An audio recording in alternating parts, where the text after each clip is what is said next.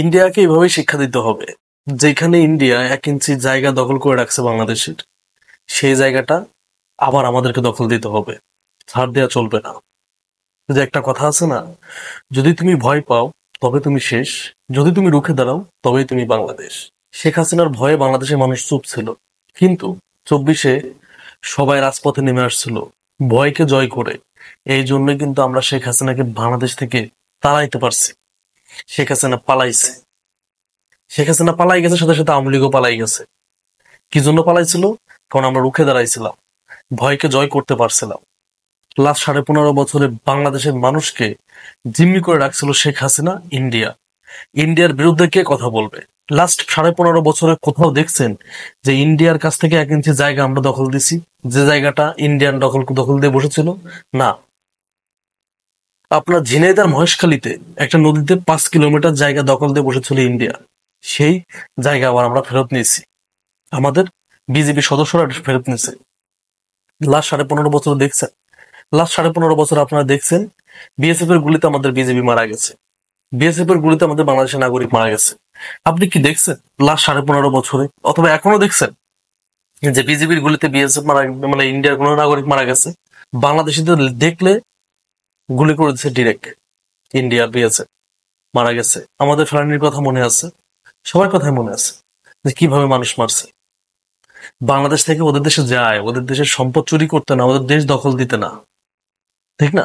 ওদের দেশ দখল দিতে কেউ যায় না, তারপরে গুলি করে মানুষগুলা মারছে, এটা আমরা ভালো করে জানি। তো আমাদের জমি ইন্ডিয়া কেন দখল দিয়ে রাখবে? এটা তো হতে পারে না। যেখানে 1 ইঞ্চি জায়গা ইন্ডিয়া দখল দিয়ে রাখছে, সেটা আমাদেরকে আবার ফেরত নিতে হবে ডিরেক্ট।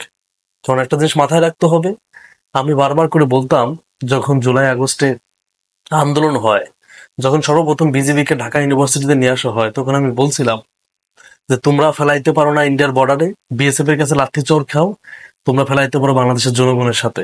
তোমরা আসছো ঢাকা ইউনিভার্সিটিতে ছাত্রদের দমন করতে, তোমাদের কাজ তো ছাত্রদের দমন করা না, তোমাদের কাজ হচ্ছে বর্ডার পাহারা দেয়া, বর্ডার পাহারা দাও। বলছিলাম না? যারা আমাকে আগের থেকে দেখেন তারা জানেন আমি গালিগালাজ করে একটা ভিডিও করছিলাম, সেই ভিডিওটা এখন আছে, গালি দিয়ে দাও। 16-17 তারিখের দিকে, জুলাই 16 থেকে 17 তারিখে এভাবে ভিডিও গালি দিয়ে করছিলাম, দেখেন। তখন আসলে আমি ভুল ছিলাম, কারণ এদেরকে শেখ হাসিনা যেটা বলছে সেটা করতে বাধ্য হয়েছে, এরা নিজে ইচ্ছায় কিছু করে নাই। শেখ হাসিনার কথা শুনতে গিয়ে এই কাজগুলো এরা করছে। প্রতিটা জায়গায় তো দেশপ্রেমিক আছে, দেশপ্রেমিক না থাকলে তো চলতো না। ওই দেশপ্রেমিক গুলা এখন তাদের দেশপ্রেমের জায়গা থেকে ইন্ডিয়াকে শিক্ষা দিচ্ছে। এই যে কাঁটাতার টানাইতে গেছিল, সেখানেও বাধা দিচ্ছিল না? প্রতিটা জায়গাতেই বাধা, আরো বাধা আসবে। ইন্ডিয়ার ঘুম তো হারাম হয়েছে, আরো ঘুম হারাম করতে হবে। যেখানে দেখবেন যে দখল দিয়ে রাখছে ইন্ডিয়া, সেটাই ফেরত আনতে হবে আইন অনুযায়ী। আইন অনুযায়ী যদি বেআইনি ভাবে দখল দিয়ে রাখে, ওইটা ফেরত আনতে হবে। ওইটা আমাদের সম্পদ, আমাদেরকে ফেরত আনতে হবে, বিন্দু মাত্র ছাড় দেওয়া যাবে না। একটা কথা মাথায় রাখতে হবে, বিজেপির সদস্য যারা আছেন, আপনাদের কাছে কিন্তু রাষ্ট্রের সব থেকে গুরুত্বপূর্ণ একটা দায়িত্ব দেয়া, দেশ রক্ষা প্লাস হচ্ছে আপনার সীমান্ত পাহারা দেয়া। এই জায়গাটা আপনারা আপনাদের দায়িত্বটা সুন্দরভাবে পালন করবেন। ইন্ডিয়ার চোখে চোখ রেখে কথা বলতে হবে, এক চুল ছাড় দেওয়া যাবে না। ধন্যবাদ সবাইকে। আসসালামু আলাইকুম।